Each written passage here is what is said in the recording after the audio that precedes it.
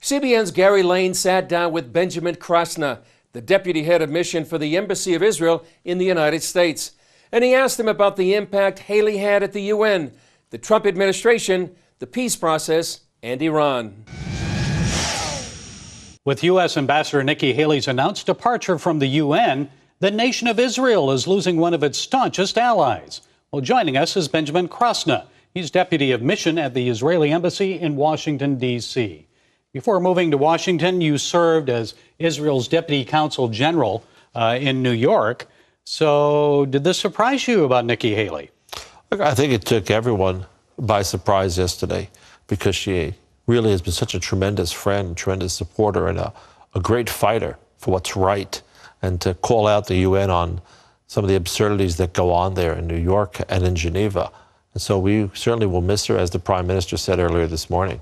What was the most important role that she played on behalf of Israel there?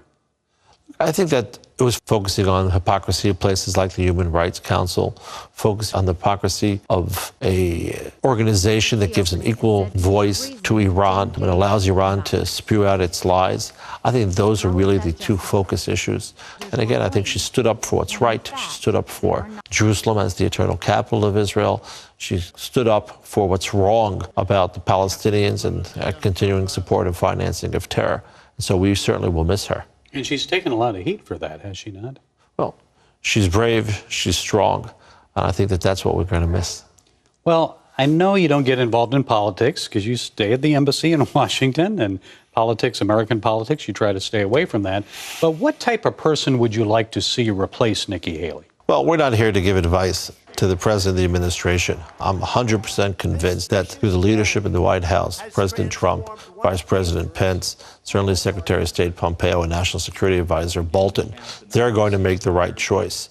What's right, first of all, for the United States of America, what's right for free democracies, and what's right for Israel. They usually go hand in hand. Now, the president has a new peace plan that he's working on for the Middle East. And part of that, just the other day, he said that he's open to a two-state solution. What would you like to see happen?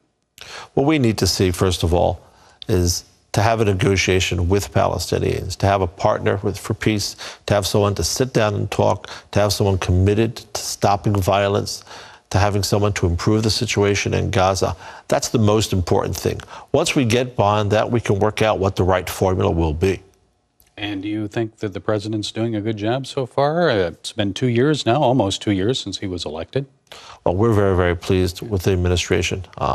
Two historic decisions that they took. First, on the correcting something that was too long wrong, and that was Jerusalem as the capital of Israel. No one should be able to dictate to us where the capital is, and the U.S. has stood by us. The legislation existed for a long time, but it took President Trump and this administration to take it off the paper and change the facts on the ground to move the embassy to Jerusalem. The other key important decision is to call out Iran, to make it understand that the agreement was a farce, that Iran was continuing regional activity, supporting terror, violating human rights, and I think calling Iran to task and now calling the international community to task by saying to them, we're not going to stay with Iran, and that people have to choose to make a choice, doing business with Iran, doing business with the United States of America, and hopefully improve on that very, very faulty deal. Well, it seems that since that deal originally was negotiated by the Obama administration, Iran hasn't changed at all, have they? I mean, they're still supporting terrorism around the world,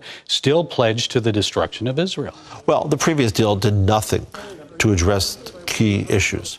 The regional activities of Iran, the violations of the human rights, the building up the missile program, the support of terror, the financing of terror. And again, this is something that needs to be corrected, because to look at one small piece of the puzzle is to miss what Iran is about, what the fabric of this regime is about, and now is the time to call them to task. What difference do you think Pence and Pompeo are making in this U.S. foreign policy in the Middle East and towards Israel? I think they're taking out some of that ambiguity and making things much more clearer. When they say you have to do business with the United States or with Iran, you can't do both, that's a very, very clear message.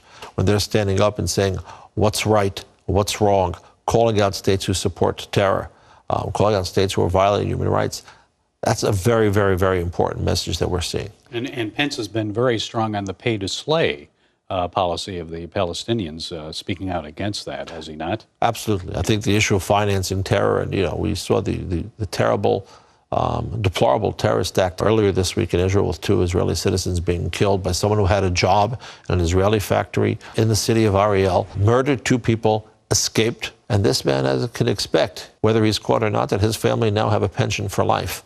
And that's something that we have to stop. And I think that that's calling out what's right. And I congratulate the administration. I congratulate the U.S. Congress for everything they've done in that regard. Thank you so much for joining us, Mr. Krasna. Thank you very much. God bless you.